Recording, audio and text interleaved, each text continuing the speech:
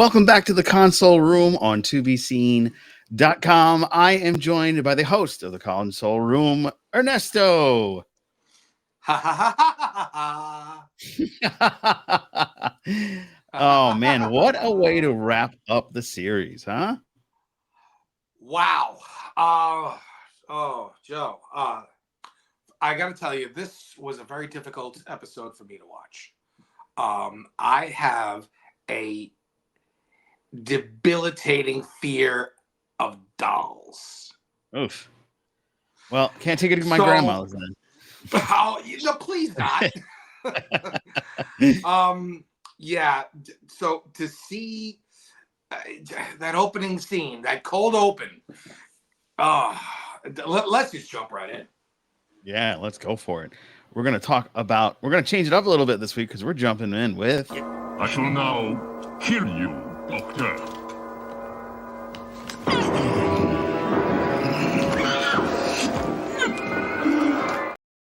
Say what you want. I still love those Cybermen. They look so fun. Yeah. They were the perfect combination of, state of the art in the 80s. And right. they still hold up. If they would have come out, I mean, the new ones always kind of were a little too Iron Man for me. Yeah, I was thinking that. It's like that's Iron Man. Yeah, but we'll save that for yet another podcast. Yeah. But wow, when we first saw David Tennant, and we found out that he was going to be the next Doctor. And this was going on 2 years we've been waiting for this. Yeah. And finally the culmination and the little, not necessarily spoilers, the little hints and teasers that Russell T Davies gave us in this time all led to this episode, The Giggle. Written by Russell T Davies, based on the Toy Master, created by Brian Halos. There he is, the original Toy Master, and the episode directed by Chenya Button. If I mispronounced that, I'll give you kudos because fans of this channel will know that yesterday we reviewed the new Godzilla movie, and I just said, nope, I'm not trying. But here's the cast, So I give you kudos for that. Thank you. Yeah, I really enjoyed this iteration of the Toy Master, the Celestial Toy. The Celestial Toy Master, played by the incomparable Neil Patrick Harris. He looks so deranged, and he played it so like a mixture of like the Joker and several other villains that we know through history. Yeah. And I really appreciated his version. It was very cool. Terrifying and funny at the same time. Like lights, locks, and sorry, Siri decided to come on.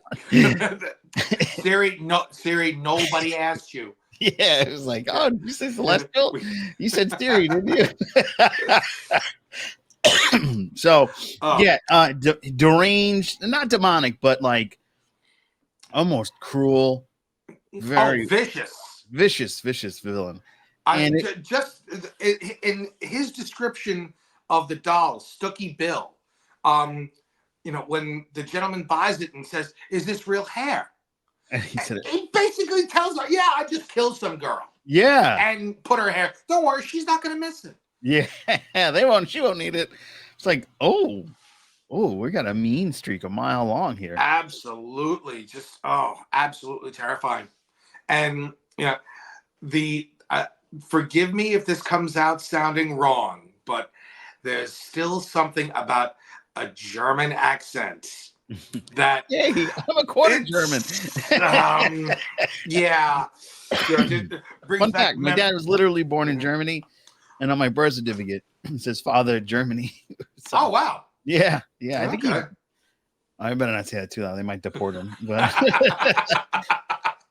But I like the stakes, and I like the constant battle that they have. Even though they hadn't seen each other in ages, they still knew that the Doctor had won the last game, and the Cosmic Toy Master, was winning this particular game that they were playing. So now they were even, and they needed to balance it out, which was a fun aspect. But who knew he planted the seeds for his return all the way back in the 1920s. 1925.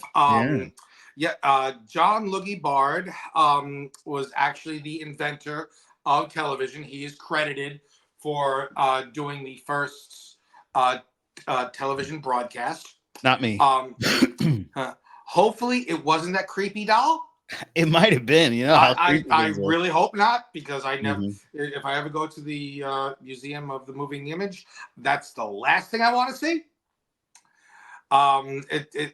It had, but again, to props, great kudos to the set design and props department. That I'm sure I wasn't the only one who got Jigsaw vibes. From Stokey Bill. But here's how accurate this show is. Here's from the Googles. The first television broadcast ever made within the confines of the home of London's John Loogie Baird in 1925 was an image of his ventriloquist dummy Stokey Bill. So that is accurate. This is literally historically accurate. Yeah. Wow. Yeah. You know what? But again, bring some sunglasses for that moving image. No, I think I'll just walk right by that. Yeah. But again, kudos to Russell T Davies for throwing in, and this on the heels of all the flack that he got last week over mixing ethnicities for Sir Isaac Newton. I just look, fans. I think you guys kind of get a feeling where Joe and I land on this particular issues, but someone on TikTok and folks, if you're not following our TikTok account, definitely check out the Console Room podcast on TikTok. There's a lot of great information, not only content by us, but I forward a lot of very interesting Doctor Who stuff, including what I'm about to say. So many people got up in arms. The internet got up in arms about that Sir Isaac Newton wasn't white. Okay. And the week before, 100 people wrote in that they shouldn't have had a trans character on there. So, every week. So if you think about it, they got the total number for the first episode was 7.25 million views. So you're telling me 100 people, so that's not even a third of a percent. I don't care. 100 of you need to get over it. You needed a trans character specifically. It was written for a trans character, and to have a trans actor do it, just again, kudos. But just the ridiculousness of this. Look, guys, let me give you some backstory. Okay, as far as historical accuracy goes, all right, RTD nailed it with Stokey Bill, but I gotta tell you, I don't think Shakespeare ran into actual ghosts and witches. Okay, and Agatha Christie, to the best of my knowledge, didn't fight a flying wasp. No. All right, so no. Oh my God. Who'd have thunk it? So wait, guys, are you telling me that Jesus didn't ride on a velociraptor like in the? Yeah. Nefertiti was fighting dinosaurs on a spaceship. Yeah. Guys, come on. Yeah. It's Doctor Who. Yeah. Let's suspend animation for a little bit and enjoy yourself. It's not supposed to be. And enjoying themselves is what people were doing thanks to the Toy Master in 2023. That the laugh, the giggle, as they call it, given everyone how did he put it? To have their opinions be paramount or something or supreme. Everyone is right. So no matter how insane you are, you're right. and your opinion is more valid than anyone else. Does that remind you of somebody? Yeah, I was just thinking the same thing. And the fact that they threw in, Unit came up with those wonderful, with the Z-Dex to keep everyone, to keep everyone's brainwaves. Yeah, those armbands. Yeah. And just that few seconds of I am anti-Z-Dex. Yeah. Russell T Davies, thank you so much for doing what science fiction does best, putting a mirror up to society and making us laugh at ourselves. So, Russ, thank you so very much. But let's get back to talking about the toy maker, the celestial toy maker. Thing that he built. I guess it was to me it seemed like a TARDIS because everything when you go inside this it was bigger. But you see, that's the thing. It wasn't. The doctor even says if the toy maker wanted to had a TARDIS, he would throw it away. What he has, I call it when they were going through the corridors. I'm sure I'm not the only one who was thinking Scooby Doo. Yeah. And he's a real deep cut for the fans. Or Scooby Natural. Yeah, there you go. But no, it did have some of those vibes for sure. It absolutely did because they were playing. Yeah. Okay? All the laws, and this is what messes up the Doctor so much. The Doctor is used to the laws of physics. Yeah. But this is the laws of play. And so immediately the Doctor is at a disadvantage. Yeah. So I actually want to thank the toy maker. Oh, look at this. Yes, absolutely. Because of the toy maker, it is official. It is canon. The Spice Girls are in the Doctor Who universe. Oh, there you go. Thank you. Okay. Somebody's happy. I just think the performance of MPH. Oh, Neil Patrick Harris. This was definitely the part that he was. I wouldn't say he was born to play, but he has definitely evolved. If you follow him on his socials or know anything about the man and his family, he is just one step away from being the toy maker himself. That was him shuffling those cards. Really? An amateur magician. Yes, he's an amateur magician. He's written a couple of books on magic, including close-up magic. So that was all him. And if you've seen any award shows, the man can sing and dance. So I knew. That was all. Mm-hmm. And as I said earlier on our TikTok, there's one video that I reposted about the casting of Neil Patrick Harris. From what I understand, Russell T Davies didn't even wasn't even thinking of NPH when he wrote the toy maker, and then someone just brought to his attention, Neil does magic, really, yeah, and the rest is history.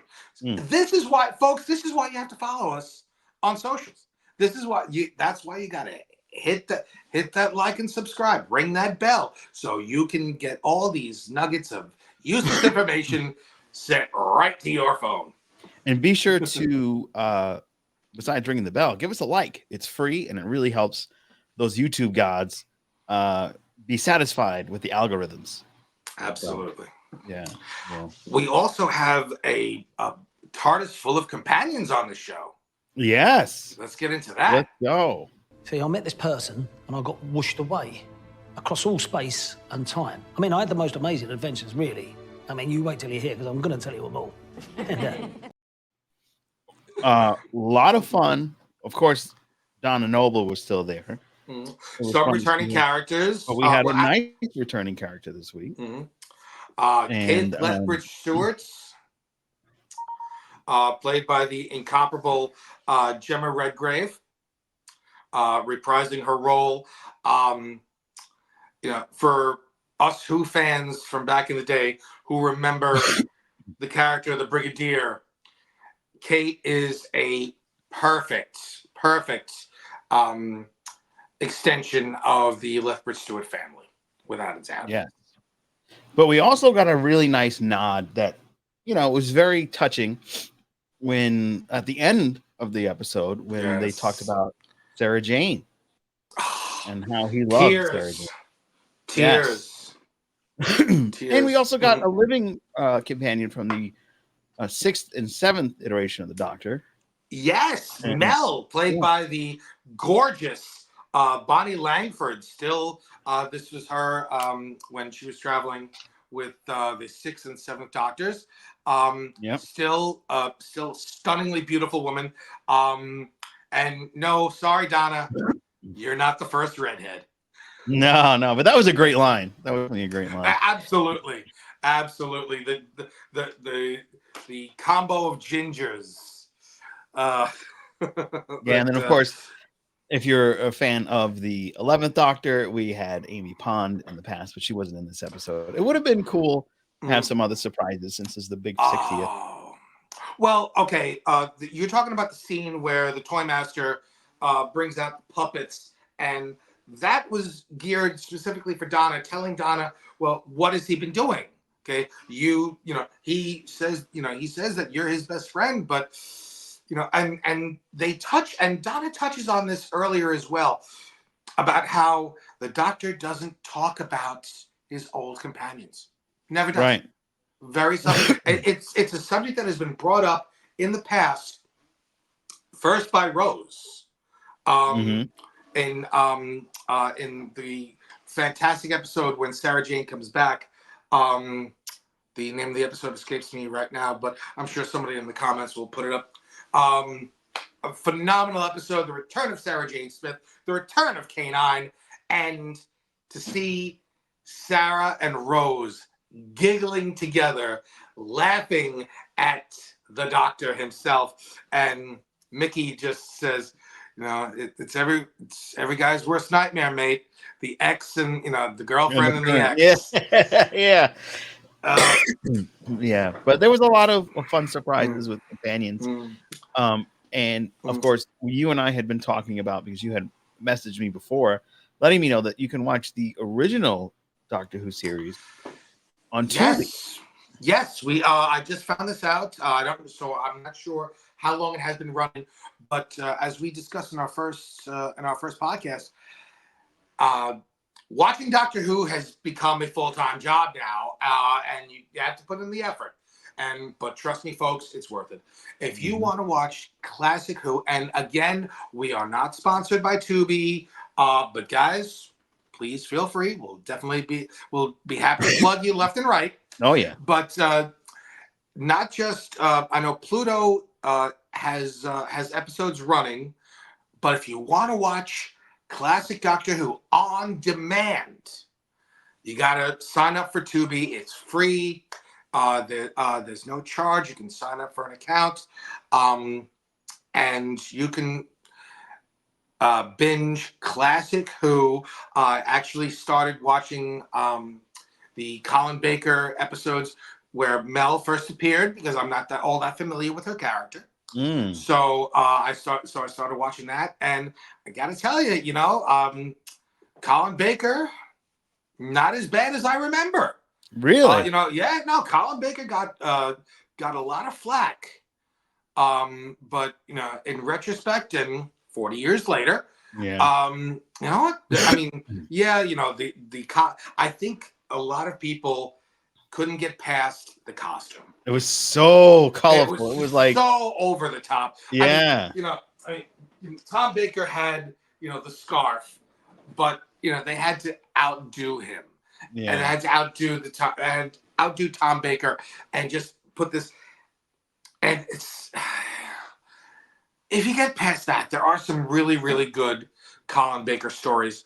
My favorite in particular was called The Two Doctors, featuring Patrick Troughton. Oh. And Patrick Troughton's second Doctor, and with him in the TARDIS was Jamie. Part of the reason we bring this up is because both Jamie and Colin Baker will be at a little convention that we will be that we will be at on Long Island in August. Yes. Yes, we don't have a graphic for it, but folks, if you're not familiar, the same people who run Trek Long Island last year and had phenomenal success, they actually started with a Doctor Who convention. I think it's Long Island Who, I believe it's called. I'm sure someone will correct me if I'm wrong. I love being corrected, by the way, folks. As so far they have announced Colin Baker, and I'm sorry his name escapes me at the time, and I don't, I can't look it up. But the actor who plays Jamie will also be in Long Island, New York, for Doctor Who Long Island. So make plans for August. We'll give you more information on that as time gets closer. Yeah, so Fraser Hines will be there. Fraser Hines, thank you, Joe. This is why you make the big money. We don't get paid. I think we made $20 the whole year. But yeah, this is going to be a fun convention. I'm sure more guests will be announced as they come along. Without a doubt. Yeah, I'm interested in meeting Colin. I was a moderator for a panel in WinterCon for Farscape. I had luckily the same people behind that convention gave me the opportunity, and I'm grateful. And that video will be premiering Thursday this week. Awesome. Looking forward to it. Yeah, you can see a bit of the panel. And myself asking the Farscape cast and writer and the comic book writer about Farscape. And at this, the reason why I'm bringing this up is I got to meet the 7th Doctor at the convention, a gentleman by the name of Sylvester McCoy, who, though he's 80, has so much energy. You think he's like 20. Yeah, I've unfortunately I haven't met Sylvester McCoy. Haven't had the pleasure yet. He was in the Hudson Valley at yet again another place that is not a sponsor, but just a wonderful place. Someplace I've been on a number of occasions. Joe, I definitely got to take you. The Pandorica Restaurants up in Beacon, New York. Phenomenal, great food. The atmosphere is amazing. And if you are a Doctor Who fan, you must make this trek, pardon the pun, to Beacon, New York, especially if you're in the Northeast. Come on, it's not that far. Yeah. It really isn't. It's, it's about 90 minutes north of Manhattan. And great food, great ambiance, and occasionally they will do an evening with a doctor. They did Sylvester McCoy just before WinterCon. A couple months before that, they did McGann. Oh, Paul McGann. Yeah, Paul McGann. And I believe they've also had Christopher Eccleston. Wow. This is a great place. Follow them on socials. So you'll know when they're doing special things. Find them, go pay them a visit, and have yourself some fish fingers and custard. Believe it or not, it's delicious. There you go. Yeah. All right. So back to the episode. Yes. We talked about the companions and we talked about the enemies. And for the first time in a long time. Oh, before we actually go on the companions, we got to mention, of course, our good friend Will Fermont got a proper little send off. He was shooting gophers, but the doctor put force fields around them. It was a nice way to send him off without doing what actually happened. Yeah, from what I understand, read an article that there were a lot more lines for Bernard and for Will. For Wilford. Unfortunately, his health and scheduling, I believe he passed away a couple weeks after he filmed Wild Blue Yonder. Right. He is and will be missed. But very strategic the way they shot the scenes with Will's stunt double. And Donna yelling at the police the unit to get her dad home. So that was you knew it was you knew it was Wilford, right? Without you actually and seeing still it. and still paying homage to Bernard. So all right, always in our hearts. Yeah, always, forever. And we talked about the enemies, and we talked about the companions, and of course, we have to talk about. There's one other. Doctor Who? Doctor Who? Doctor Who? Doctor Who? Fellas, you're never going to stop asking. Yes, we never will stop asking. Could this possibly be Doctor Two? Doctor Who's? Yes, this was a really neat treat. Of course, you had the great battle between the 14th Doctor and the Cosmic Toymaker. And, we've got a special regeneration where the two redheads got together. There's a lot of red imagery in this when he was dancing around and they were shooting at him. He turned all the, he could manipulate matter. So he turned all the bullets into rose petals, which I thought was really cool. That's what the Cosmic Toymaker did. And, of course, David Tennant and his old Chuck Taylors is jumping around, fighting the good fight. And, of course, he couldn't stop the weapon that shot him right through him. Right through his two hearts. And an interesting thing happens is instead of just transforming into our new Doctor, our 15th Doctor, it was a bi-generation. And I thought that was cool, the way they did the effect. It's kind of like Matrixy, where, Neo would flip around and everything. But he pops out of him. You're like, oh. And it's interesting because I believe I stated, it'd be interesting if they split him somehow and he could get that matter and regenerate to two different Doctors and have, other adventures with David Tennant's 14th Doctor, since he's still running around, which has had the internet going in a tizzy. So I'll let you go because I know I know you're chopping at the bit. There is as much discussion about the fact that the 14th Doctor is still around. I think that is reached Star Trek Legacy levels of speculation and hype on the internet.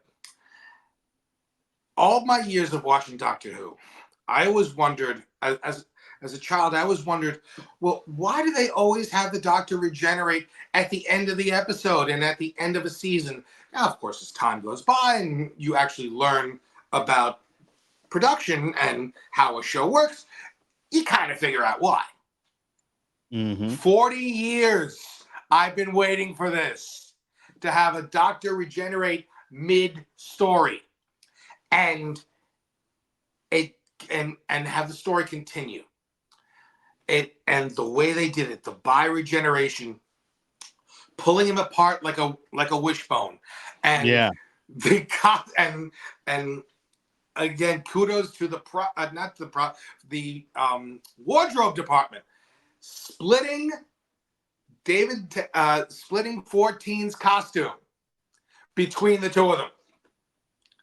So that 15 is wearing the shirt, the tie, the sneakers, the socks, and trainers, and as the Brits call it, and he's just in his pants.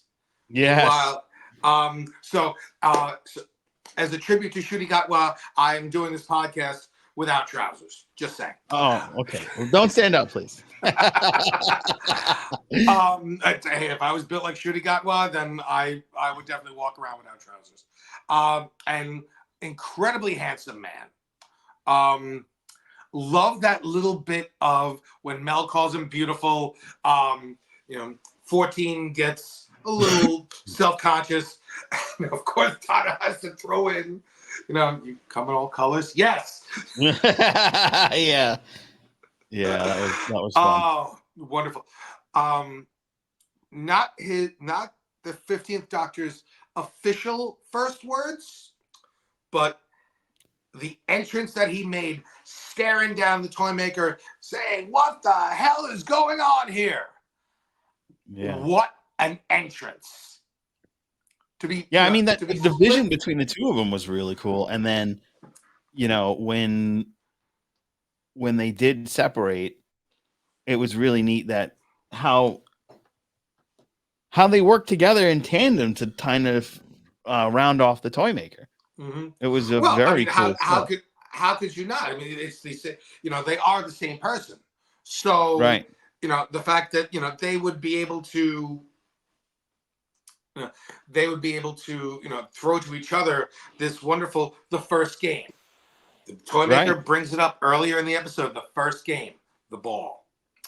Yeah.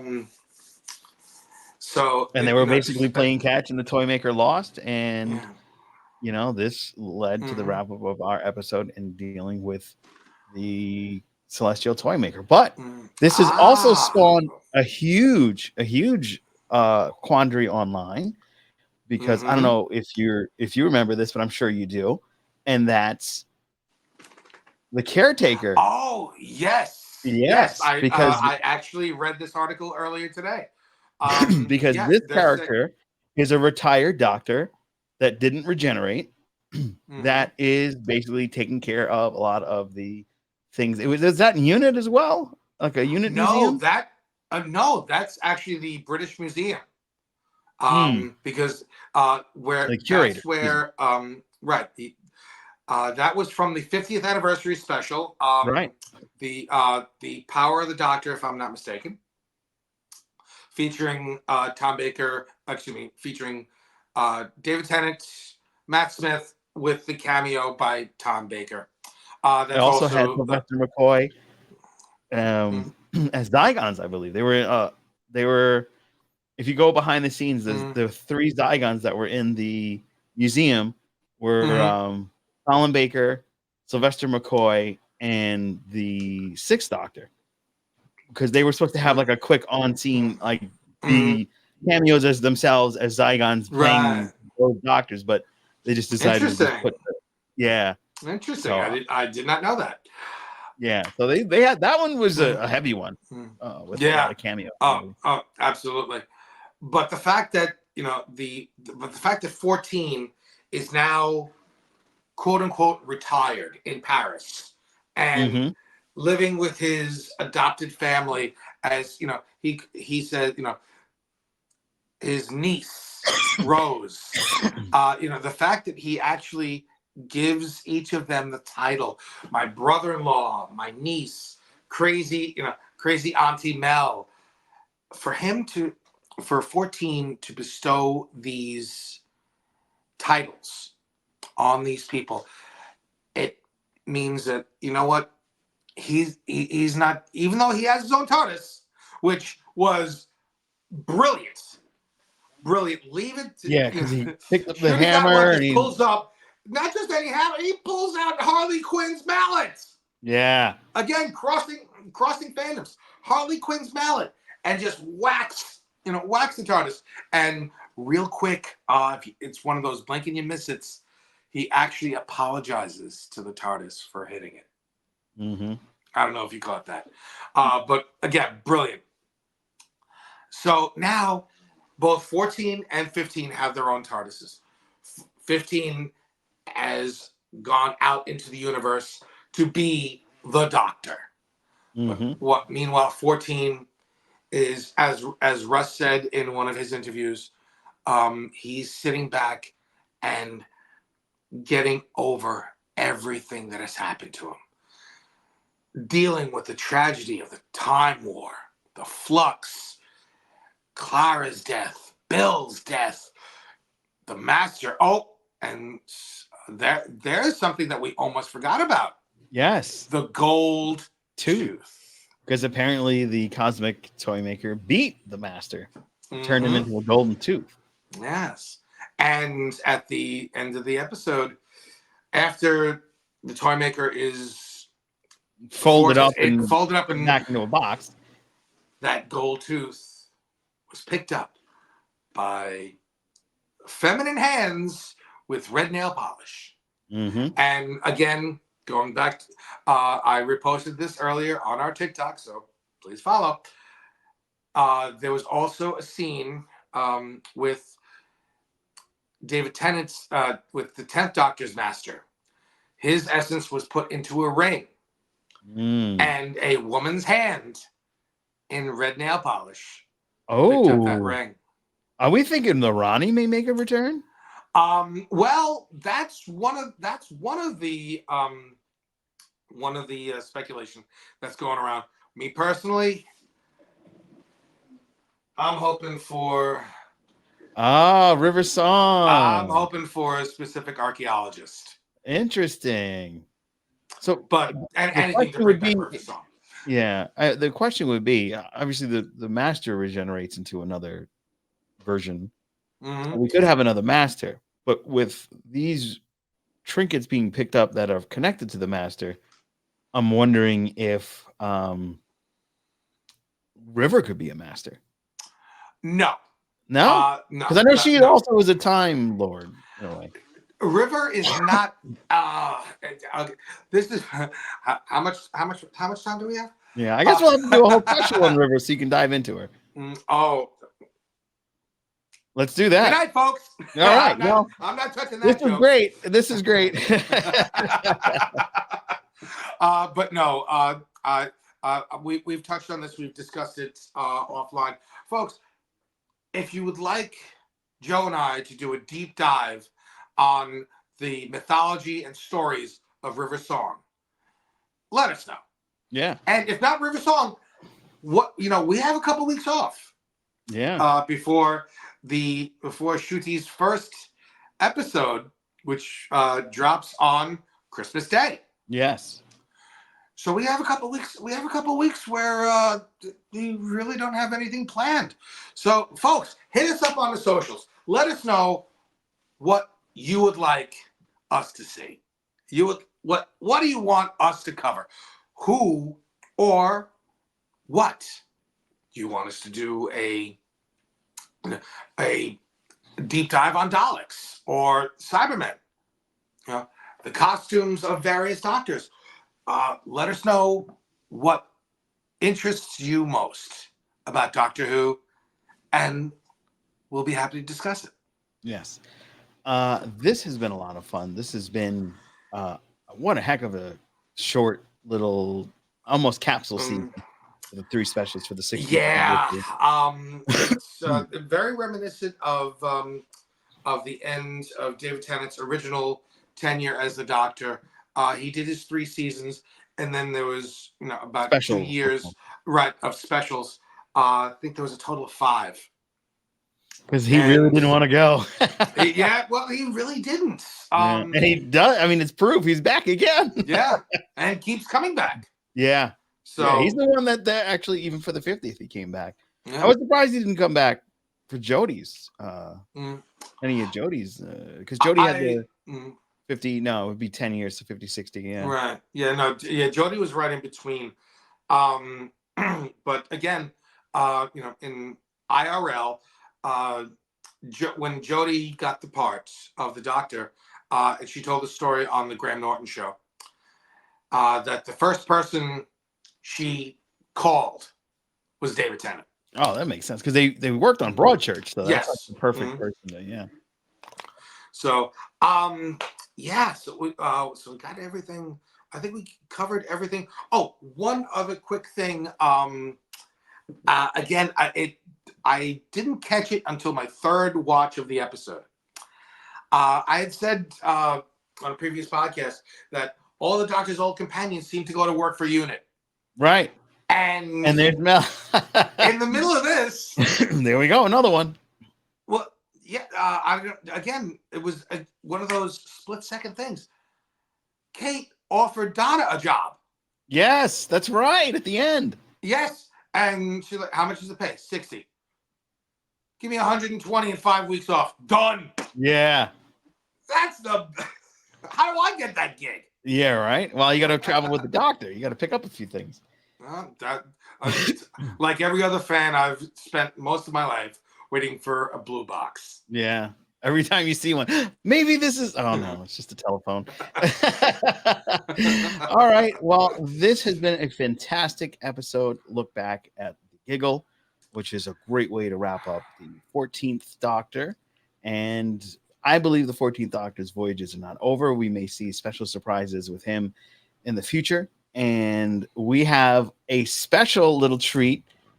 We have a first look at the new sonic screwdriver, as well as Ncuti's new outfit. I think I love the leather coat. It's reminiscent of the Ninth Doctor, but in brown. And his sonic screwdriver is very unique. It's a totally different setup, a design that is quite like nothing we've ever seen before. So this is going to be a very interesting season, and it's going to kick off on Christmas Day. But I don't think the season's going to just kick off right after that. I think there's going to be some time before, correct? I believe so. Yeah. The Christmas special, which is something that Russell T Davies started, a tradition that he started. When during Jodie's tenure as the Doctor, for some reason they decided to no longer do it. They tried doing it for New Year's. Yeah, it was weird. It just didn't. Yeah, not just the same didn't, vibe. Not the vibe. Right. Yeah.